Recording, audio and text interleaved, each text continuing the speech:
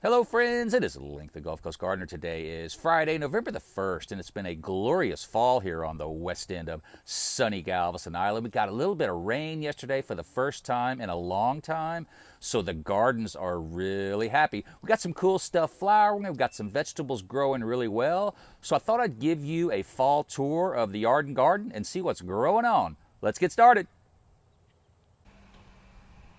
Starting out on the deck, I want to talk about a few plants that do really well in the high wind, the full sun, the blasting heat, and the often heavy rains that we get here. So starting here. Now this is a salvia plant, and it's kind of in the middle of blooming and going to seed, so I need to cut off these seed heads, but it's a coral nymph salvia. Maybe I'll throw up a picture to show you what it really looks like when it's in full flower.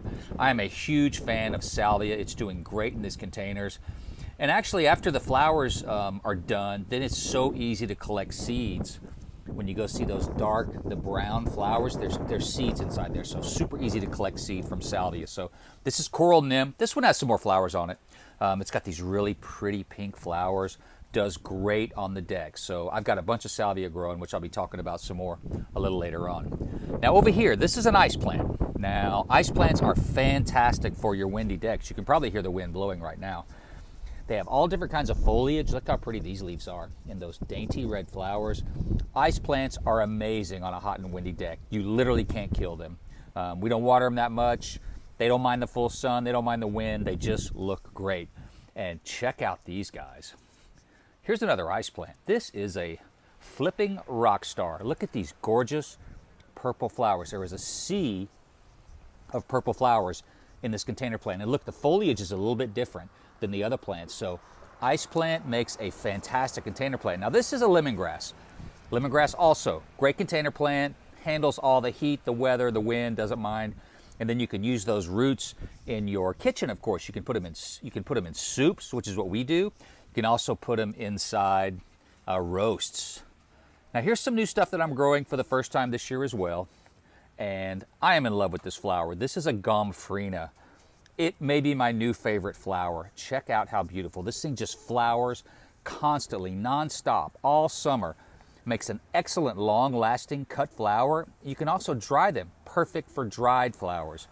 Great in the container. It is an annual, so it won't survive through a freeze, but super easy to grow from seed. Next year, I'm going to have 4 or 5 different varieties of gomphrena available, so if you're interested, let me know. Now, another lemongrass right over here. Look at this big guy. This one's huge. Great container plant, low maintenance. I water everything maybe once a week. And another one of those beautiful gompphrenas. So 4 great plants for your hot, sunny, and windy deck. Now let's head downstairs. Now starting on the west side of the house, let's look at this Peggy Martin rose.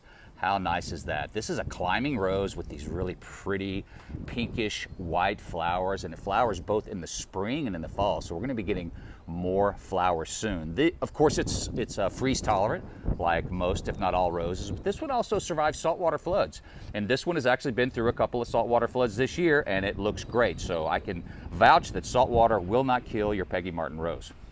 Now all of this was just a bare canvas after the floods, so this is all new planting and starting back in August. And of course I've got some salvia down here.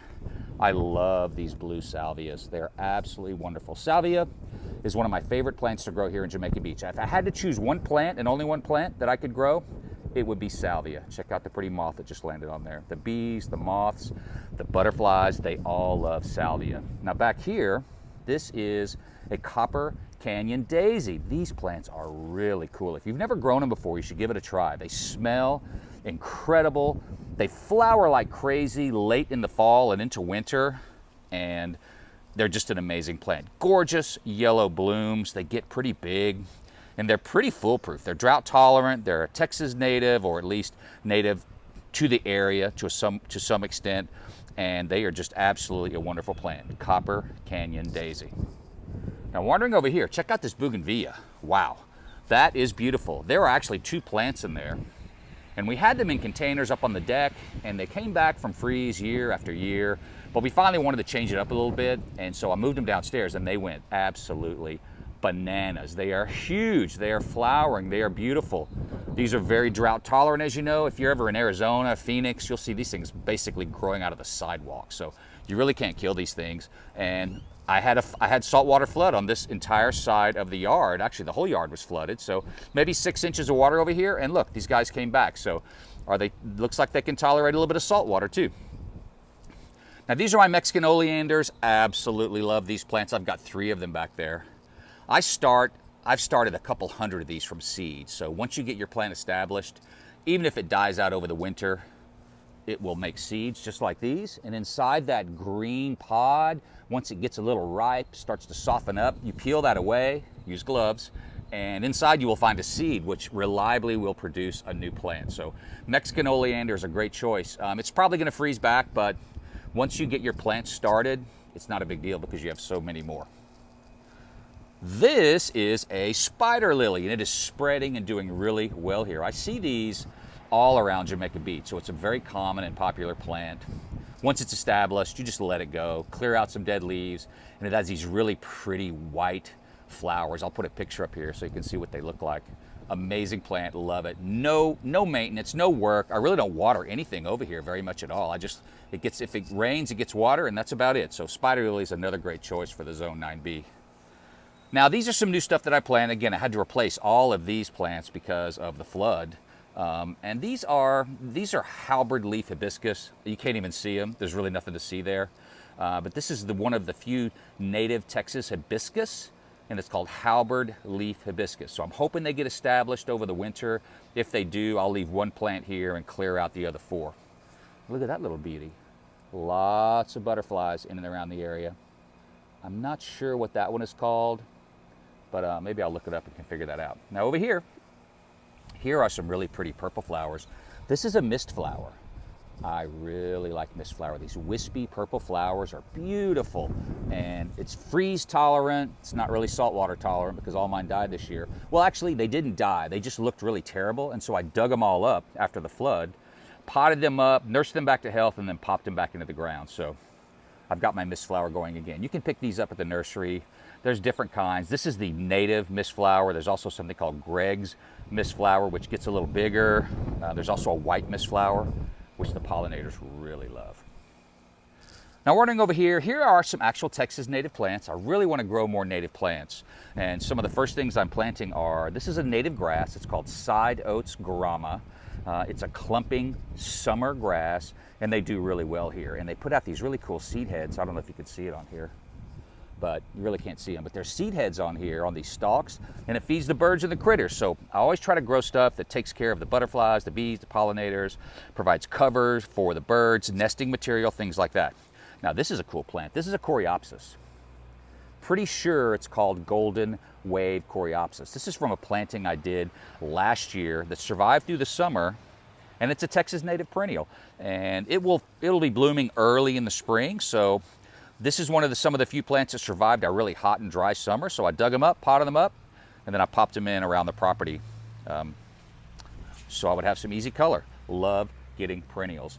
Now this giant bed, this is gonna be a flower bed. I direct seeded this with something called Be Happy Mix from Native American Seed. My soil is not as good as I wish it should be. I wish it could be.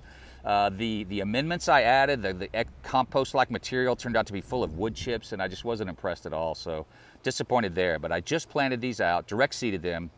If things go to plan, this will be jam full of flowers in early spring and all throughout the summer. They get established over the winter, and then the plants overwinter, build a nice root system, and then you have gorgeous flowers all throughout the next year. Now in the garden, we do have some vegetables still growing. I've got this beautiful celebrity tomato, excuse me. It is doing great. It can be a struggle to grow fall tomatoes here. Who knows if in 2 weeks or 4 weeks we get a blasting north wind that just shreds everything. But you know what? I like growing tomatoes just for the plant. I just like to walk by. They smell really good. They look really good. They've got these cute flowers on there. So I just like growing plants for plants' sake. And so one of the things I do to protect them from the wind is I put these plastic shields in these birdies, raised beds. They fit just perfectly, and it gives them some relief from the prevailing wind, which is almost always out of the south-southeast. So if you protect the wind from this part, that direction, you can save your plants some wind damage. And look at this guy. This is a super sweet 100 cherry tomato that is going bonkers. It is covered in flowers. The plant could not be healthier.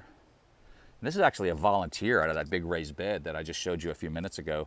I grew the tomatoes in there over the summer, and this one popped up, looked really good. Stuck it in the raised bed, and absolutely gorgeous.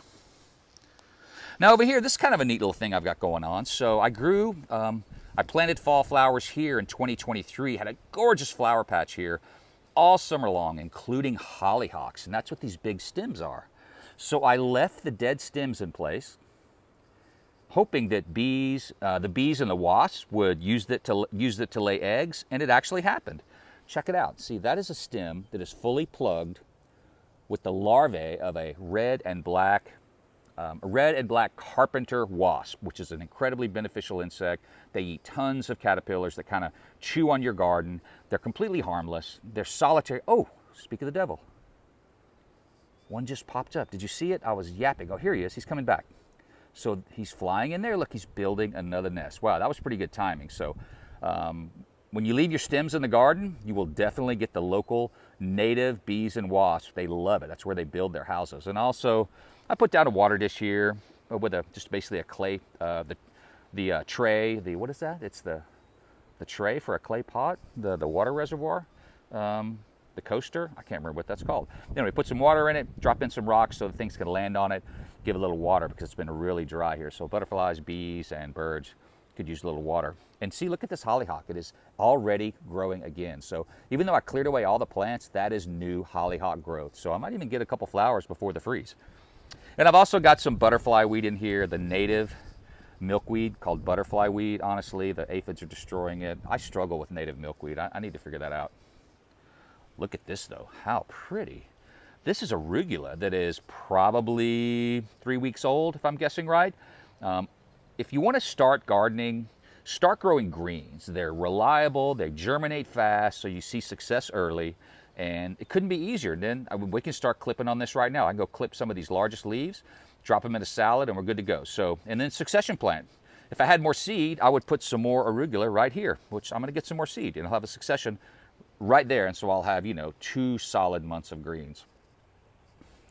Look at these pretty guys. These are rosemary plants that I started from seed, I believe last January. So these are probably going on 10 months old, and they outgrew the gallon pots that I had them in. So I just popped them in here. Anytime I have extra gardening space and extra plants, I'll overwinter them in one of my beds. And so in the spring, I'll dig these up. I'll need to put these in a 3-gallon container. So I'll have some really nice, large, robust rosemary plants first thing in the spring. And when a customer gets a big, beautiful plant like that, they don't have to wait all summer for it to come to size. Now, things don't always go to plan in the garden. We love to show the beautiful stuff, but my cilantro patch just is not doing well. No rain. Maybe the wind beat it up a couple times. I really couldn't tell you. Usually cilantro is easy for me to grow. Not this year, so it's still hanging in there. I might get some decent cilantro. Now, I talk about that fall flowering, the fall seeding to plant fall flower gardens. That's what this is. So this looks great. This is, I'm guessing, this is 5 to 6 weeks old. I should have checked the date before I started the video, but I basically planted a mishmash of various seeds, and look how pretty. I've got some phlox in here. I have some cosmos. I believe that's what those big tall green stalks are. I'm guessing these are more coreopsis. I planted 2 varieties of coreopsis, a red and a yellow, and I'm really excited to see more coreopsis in there. That's a native plant to Texas. And this is a coxcomb. Never grown those before. Look at that. It's already forming a little flower. How cool is that? This is another flowering perennial or annual. Honestly, I don't know what it is. I'm not even sure what all the stuff in this garden is, but I've got 8 or 10 varieties of flowers. I direct seeded them a month and a half ago. Keep them weeded, keep them watered. It's the easiest flower garden you will ever grow. And they'll start flowering. They'll be the earliest flowers in spring because they get established over the winter, and you'll have flowers all through the early spring, into early summer, and maybe out throughout the whole summer. Now this is my lettuce patch. Goodness, this is time to kind of pull it up and start more lettuce. These things are huge. They're starting to put out seeds. They're starting to get really tall, which means they're about to flower. But I come out here and cut a giant handful of lettuce every morning, every afternoon usually for lunch. And since it's planted so thickly, I never need to wash it, so it never gets wet. I just go right in here and I'll clip a big handful of lettuce, take it upstairs and give it a little shake, make sure there's no bugs on there, but it's been relatively bug-free as well. Tons of lettuce. Again, growing greens and lettuce is a great way to get started gardening. If you want to get started, it's really easy to grow lettuce, and you get a quick return. You're eating lettuce within 30, 40 days. Here's another big bin of lettuce. So both of these need to come out. I'll compost anything that I don't eat or give away, and then I'll plant more lettuce. So you can plant it well into winter. Now these are my compost bins. I've done several videos on these pallet compost bins. So amazing. I've used 3 full bins of compost in the last year. So process works pretty quickly. And basically you just pile up organic material, plant material, no protein, no meat, no bones, grease, things like that. But all your grass clippings, any leaves you might have or your neighbors give you, the scraps from the kitchen, coffee filters. And this will take, I don't know, 8 months over the winter. And we'll have another full bin of compost. Raise your own compost. It's so good for your plants. Now wandering over this way, here's another salvia. I'm in love with salvia. I mentioned before, if I only grew one plant here, it would be a salvia. This is the actual native Texas salvia. It's called scarlet sage. And this particular variety does like a little bit of afternoon shade. So I've got it over on the east side of the house. The blue salvia does just fine in full sun, but this guy does like a little shade. And look how pretty these flowers are. The hummingbirds love these flowers, the butterflies, the bees. I've only seen a few hummingbirds, but they're always on this particular red salvia, so that's doing really well. Split leaf philodendron, duodendron, I can never remember, gorgeous plant. I just take it into the garage in the wintertime to keep it from freezing, but I may have to divide this up and put it into 2 separate pots. Absolutely gorgeous. And of course, over here I've got some aloe plants. I've done a video or 2 on aloe. These are amazing. They don't need a lot of sun, so as you can see, these are facing east, so they get a little morning sun, but it's under the carport, so they get shelter from the rain. You really don't got to water them very much, so they're outstanding container plants. I've got another one over here. Look how pretty that one is. Absolutely gorgeous. And one more over here. So salvia is super easy to grow in containers. Put it on the east side of the house, a little bit of morning sun and afternoon shade, and it will be very content. And I do the same with rosemary. Look how pretty this one is. It's a gorgeous rosemary. And east side of the house, it doesn't like full afternoon sun, at least in a container. You may have noticed the ones in the garden are in full afternoon sun, but they're in the ground, so it doesn't get as hot. I mean, these clay pots just get hot when they're getting blasted with sun. Now here's some stuff I mentioned. I love salvia. Well, this is how I start my plants. I start seeds in the garage, little seed starting trays, and once they get to be several weeks old, I transplant them into 4-inch pots. This is the Victoria Blue Salvia, which is probably my favorite variety. So I grow and sell a lot of these, and the larger ones, that's more of those scarlet sages. That's that red plant I just showed you a few minutes ago. So I'll have a bunch of these available in the spring. And this is cilantro that I started from seed. A mouse got into it. They were so pretty, and then a mouse came in here and kind of chewed them all to pieces. They're coming back though, so when these are a little more established, I'll put them out in that raised bed with the sad-looking salvia, and hopefully I'll get some this year. And you know how much I like salvia, right? Look at this. Here's another one. This one is called Hot Lips. Look how pretty that is. That's a pink salvia, and it just started flowering. So the plants aren't that impressive, but the flowers are beautiful. So I love salvia. You know, I'll stop talking about it, but I'm gonna have a bunch of them available in the spring. And check out this pretty container plant. This is a bleeding heart, and I got this in a plant swap several years ago. And honestly, the high winds, the freezes, the blasting weather, the hurricanes, the storms just always kept this plant beat up and in pretty bad condition. This year, though, we had a really nice conditions for flowering. And these are a little past their prime as far as flowers go, but look how pretty these flowers are. Absolutely beautiful. That giant shelf of flowers with the pink and the red is so pretty. So bleeding heart makes a really nice container plant. Maybe give it something to climb on because it's really called a bleeding heart vine. It doesn't get huge, but it does need a little bit of support. Now I have more of those coreopsis over here. I had so many of them from last year that I just started popping them in all over the ground. So this is going to be a sea of yellow flowers in early summer. Can't wait. Now I mentioned those Mexican oleanders. They also do really well as container plant. Check it out. This is really pretty. And I didn't mention, but this flower is wonderful. Let me grab that. And sorry for all the wind and noise. This has this really purple, this really pretty peach colored flower. If I can get it up there focused at the same time. You know, one hand on the camera and what, you know, it's hard to get everything focused at the same time. So Mexican oleander doing really well. Loves containers, and so this will allow me to at least keep 2 of them alive over the winters, because when it freezes, I'll just roll the whole container into the garage. So in the spring, I'll have at least 2, because I've got another one right over there. So I'll have at least 2 plants, even if all my ones in the yard freeze. Now this guy looks a little beat up. This is another gomphrena. It's starting to come back, but I just love these flowers. Just love these flowers. So gomphrena container, great container plant. I'm gonna grow a bunch of those next year. And we made full circle all the way around the house, and you've seen some of these before. These are my star jasmine, which grow up the side of the house and smells like honey in heaven for about 4 or 5 weeks in the spring. And I've got some birds of paradise and some random native perennials down there that are dropped in the ground. Well, that's a quick trip around the yard. Thank you so much for watching. If you have any questions or comments, just drop them under the video. I respond to all of those as quickly as possible. And as always, thank you so much for watching. And don't forget to have a fantastic day. So long.